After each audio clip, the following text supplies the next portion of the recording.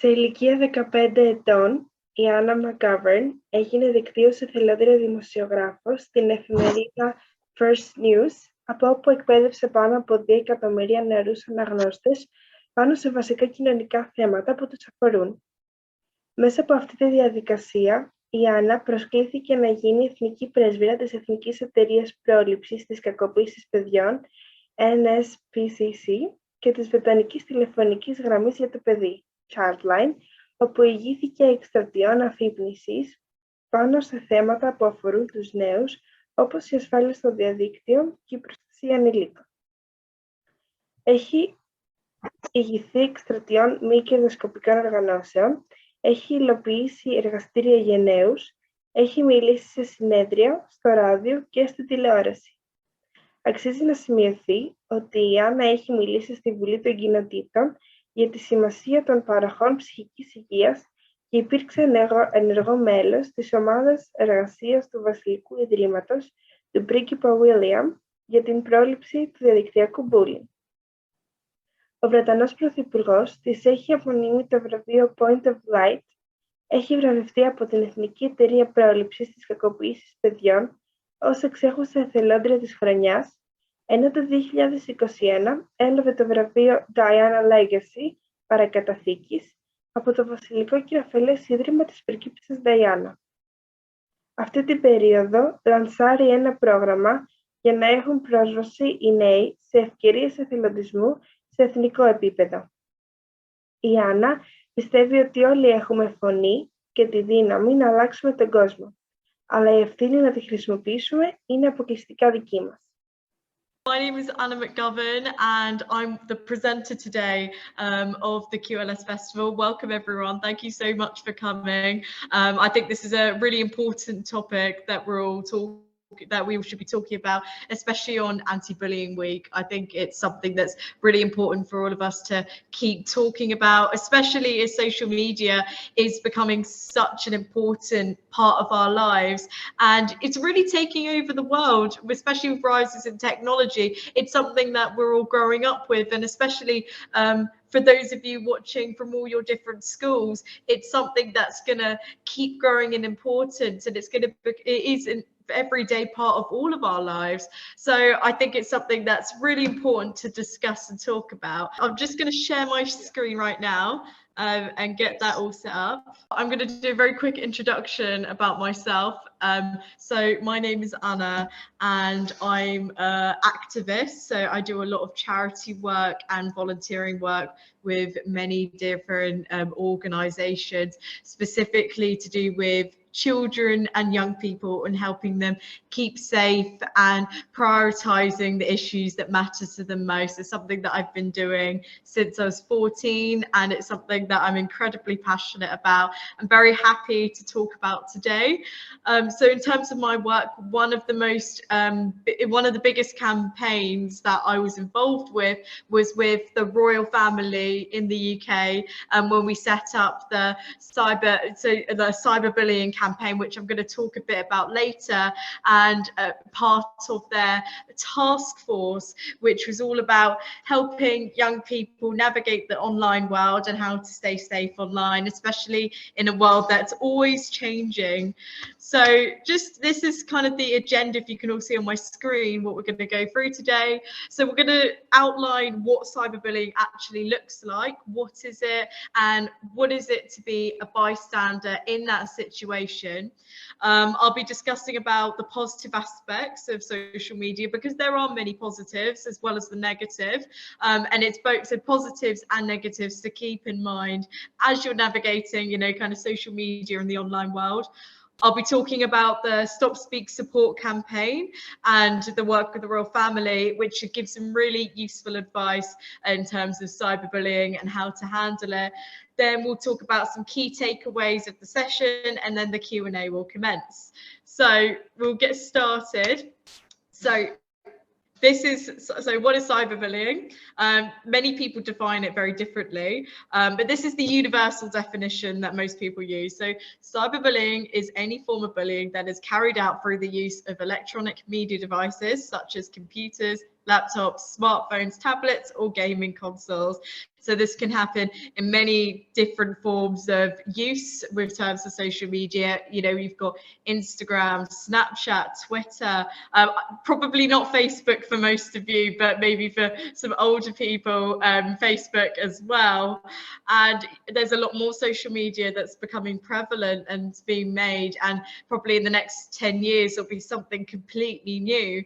But many people define cyberbullying in many different ways. So some people don't actually know what it might look like, and what's the difference between actually someone coming after you and it's actually quite mean, or, you know, something, maybe it's a joke. So it's about defining that difference, and that's different for everyone. So it's quite hard to sort of encapsulate in, you know, one form of definition.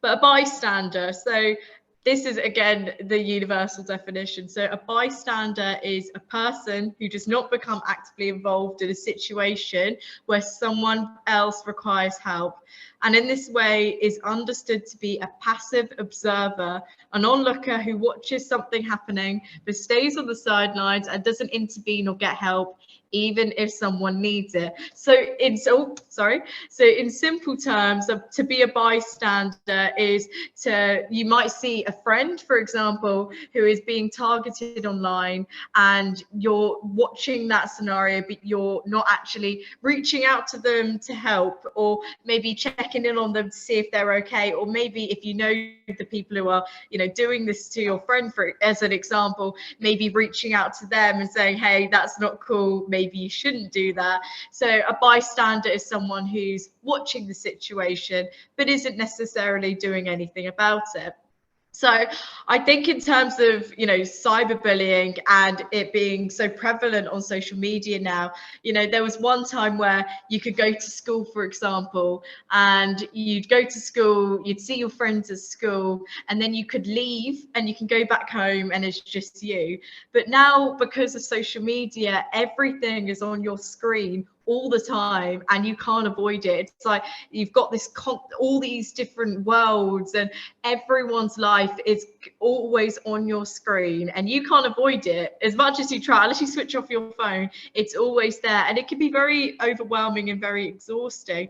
But then with this, it also means that people are able to, you know, send a mean message and they can put their phone up, send something to someone and then walk away from it.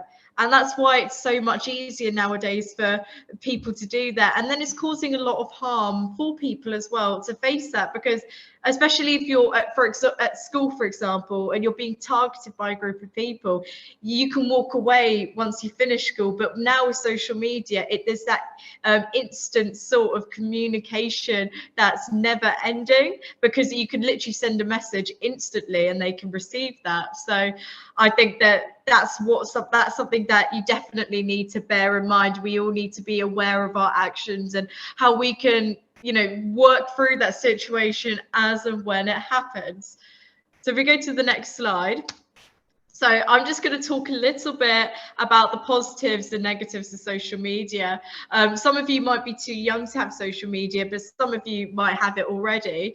I think for me personally, there was a lot of good that came from social media, because with my volunteering and charity work, a lot of it started from using social media. For example, I was using Twitter and I was promoting my charity work with different organizations and my writing. And because of that, it got picked up by other people who would then come in and offer new opportunities. So in a way, having access to those opportunities was a huge benefit. And I don't think I'd be where I am today if it weren't for social media. Because I think many people talk about the negatives and the bad side of the internet and the social media, but there are many positives to it as well, which we need to recognize. So this is a little bit of a very simplified breakdown about, you know, the positives and negative side of social media. So we can start with the positive to begin with. So again, you've got the easy and instant communication. You can talk to your friends, your family members instantaneously, like, you know, before, you know, in the past, that was something we never had before. So it's transformed the way we all talk to each other.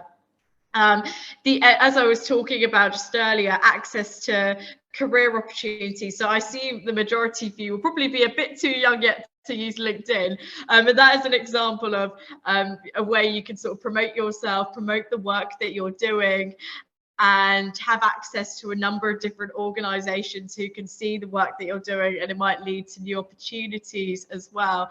But even not just even LinkedIn, I mean, even on your social media, I think that's one thing you have to bear in mind, especially if you're a young person starting social media.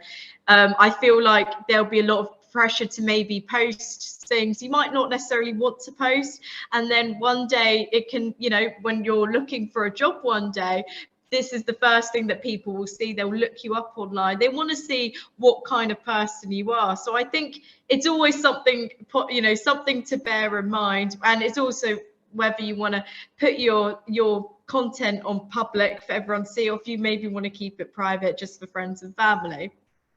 So again, as I was saying, learning and education, I think when you've got Google and everything, if you're not sure, you know, what something means, if you want to look up something for homework, you can look it up instantly on Google. So it's a great source of education. And I think social media as well, you've got a lot of people posting things that you may not have known about before. Like I've used social media to learn about new skills and new things that I didn't know about before, and it's really interesting. Again, platforms have your voice heard. For example, you can, like Twitter is a great source for that, for example, especially as a young person, I was very actively involved in politics, and it was a very good platform to sort of promote what I was thinking and, you know, my views on certain things. And many of my friends and those I know did the same thing. And it's a very good way of, if you want to get involved in activism and charity work, to put your voice out there and say what you think, because your voices are important. And as I was talking about a bit earlier, you know, that it's a great way to promote any charity work or any other hobbies that you do. It's a great way of promoting that and sharing all the great things that you do. So there are many positives, I think, to social media, but there is the negatives as well, especially with the rising in technology and more people using it every day. I think we're all guilty of it. It can be very distracting. I myself, I've procrastinated many times on my phone when I should probably be doing something more important than that. It can be very distracting, and it can be overwhelming as well. As I said, with the overload of information on your screen constantly, that can be a very overwhelming feeling. And sometimes it's just taking a step back and maybe walking away from your phone, putting it down, going to see some friends, spend some time with family, and doing hobbies you enjoy, because I think social media can definitely get very addictive and overwhelming if you're using it constantly. And it's just about, you know, maybe finding a hobby or embracing life, doing something outside of your screen and your little bubble is definitely very healthy for you. I think another negative of social media as well, the social peer pressure that comes with it. I think especially with sites such as Instagram, with a lot more young people using it, I think many more young people are feeling prone to that peer pressure, comparing themselves to other people, and even comparing themselves to photos that are normally very heavily edited online. And it kind of sets this beauty standard of, this is what I should look like, even though we all know that social media isn't real, and it's a kind of promotes a perfected version of your life. You know, you can pick and choose what you post. And I think especially when you're on social media, it's very easy to forget that sometimes, hence why it can also be a bit overwhelming as well. There's also the point about privacy issues as well, especially if you're on a public profile. You might accidentally overshare. You might share something that you may not necessarily want to get out there too quickly. I think it's, especially if you're a younger person, I would always recommend staying on private and just having your friends and family close to you if you are, or like, you know, access to those platforms. I feel if you're doing any sort of charity work, or you want to promote something really positive you're doing, maybe do it on a separate account, like a professional account, and that way what you're posting on there is purely just for anyone to see, that doesn't share anything that you wouldn't want, those that don't know you to see as well. So it's just a way of keeping safe online and protecting yourself from the potential abuse that you can face, and just strangers seeing private information about you. So I think even if you had like a public and private account, that's also really useful. I think as well with social media, there is definitely a risk of accessing harmful content. I think especially on Instagram and Twitter, sometimes you may see something that you're not very comfortable with, that's inappropriate, that you wish you didn't see. Definitely use that block button, report anything inappropriate online. And if there's something you've seen that you're not comfortable with, reach out to maybe a family member, a trusted friend, or one of your teachers at school if there's something you're not comfortable with and you want to talk about it with someone. That's a really good way of doing that as well. So before I talk about the Stop Speak support campaign that we worked on, it'd be really great if someone could screen share the video from the Stop Speak support campaign just before I explain a bit more. What to do in the event of a banter escalation scenario. The smartphone, a miracle of the modern age, an important source of entertainment, weather forecasting, and communication. But there's a darker side. When you see stuff that would make you uncomfortable if it happened face to face, that's probably the time to take action. So, when well-meaning banter starts to tip over into unpleasantness, how should one proceed? Stop and think. Rise above the situation and don't share or like negative comments. If a friend is on the receiving end of a banter escalation scenario, or if unsavory pictures are doing the rounds, speak out to a friend or trusted adult. And if a friend is in a spot of bother, offer some support. Whether that's a positive message, a one-to-one talk, or a laugh my flipping bottom off video. So, when the banter turns bad, remember, stop, speak, support. So yes, that video you saw, I worked on that a few years ago with the royal family and with other charities such as the NSPCC and the Diana Award. So there was a group of us young people, and we're part of like a project where we spoke about, the positives and the negatives of using social media, how to navigate the online world, and for especially young people who are using social media more and more, how to navigate when things go wrong online, because they inevitably do. So you heard it was Stop, Speak, Support. So let's break that down. So if you see something that you're not necessarily comfortable with, maybe you see a friend that's being subjected to really nasty abuse, which does happen a lot more. What we advise is to first stop in that scenario. So don't react straight away. Don't get in a fight. Don't start spamming them with loads of messages, or, on Twitter, you can have the kind of threads where people sort of argue backwards and forwards. That's not a productive conversation.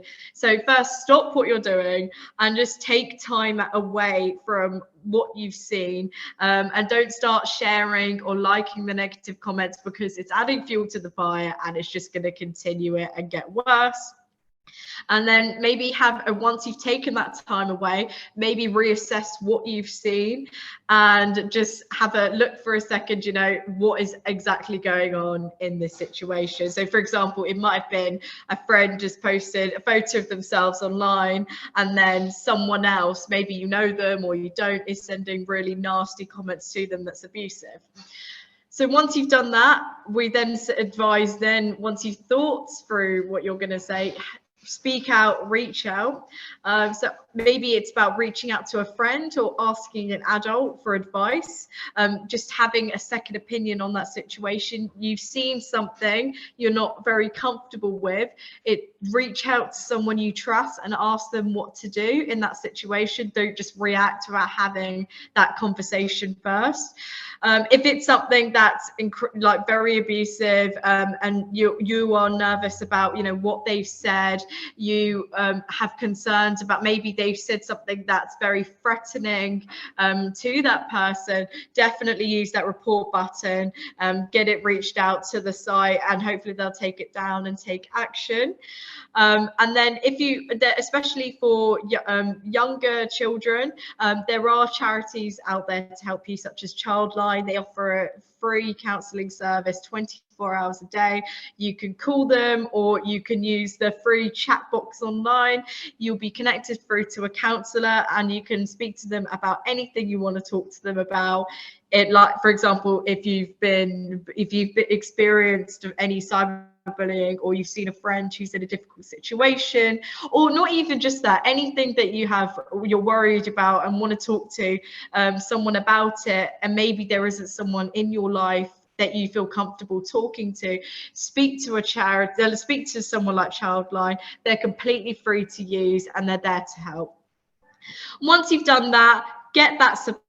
So it may be, even if you've seen a friend that's been getting some mean messages, or been subjected to a lot of abuse, I know especially someone in that situation, getting a supportive message in that is very helpful, and it makes them feel like they're not alone. I think for me, when I've done my work in the past, I've had a lot of support, but I've also had people who've sent very horrible messages, very abusive messages, and over time I've learned how to deal with that, and it doesn't affect me anymore. But at the beginning it did, and it was very hard to deal with, especially when someone can send that and they can walk away, and then that's just left to you on your phone to deal with. Definitely having someone who reaches out and just checks in on you, make sure that you're okay, it means the world, and it makes you feel like you're not alone. So that's really helpful. Encourage them to talk to someone, definitely reaching out to someone that they trust, and then they can bounce it off them. Just make them feel like they've got people in their corner and they're not alone. And if there isn't anyone they can trust, there are services that they can talk to that would help them in that situation. Giving someone as well like a very positive distraction from what they're experiencing, maybe even just reaching out to them, say, hey, do you want to go get some coffee? Do you want to go for a walk? Do you want to do something fun together? Even invite, like if you do gaming, invite them for a game, for example.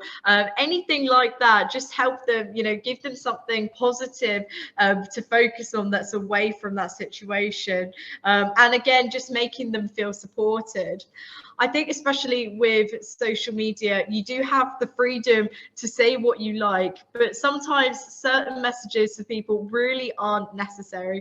But if you are experiencing any bullying, if you're experiencing someone sending you mean messages, remember that they are the ones that are sending that, and they're the ones walking away, and they don't think about it, and you're the one who's left to deal with it. So at the end of the day, it's just about, be the bigger person, don't let it affect you, and reach out for support, because sending that behind a screen is very horrible, very nasty, and cowardly, because they're just walking away from it. They're not saying it to your face. So it's just, don't let it get to you, and always speak up and reach out to people if you're experiencing that and you need some help. So we're just going to go through some quick key takeaways from today's session and cyberbullying and everything. I think just to round up everything, social media is definitely taking over our lives and is very important to everything that we do. I think pretty much everyone I know now has social media, and I think especially for children and young people, you're accessing it at a much earlier age, because everyone has it. So it's kind of like getting involved in something. So I think because of this, because a lot more people are using it, you are more likely to potentially be subjected to the bad side, the negative side of social media and the internet. So it's about protecting yourself and supporting others and those around you, just to feel supported and not feel like you're alone dealing with anything. Making sure you're staying safe online is really important. I'd recommend, as I said before, keeping your social media on private, unless you would have like a piece of work or charity work or a hobby you'd really like to share online, maybe making a separate account for that, professional public account that you can post any of that without feeling like there is a risk to your privacy or safety. And if you're younger, maybe having an adult to look over that with you and sharing that with them, just so you've got that additional bit of support. So I think that pretty much rounds up everything today that I have to say for the time being. But I'm very open to your questions, anything you have to ask me. Very happy to answer any questions you've got.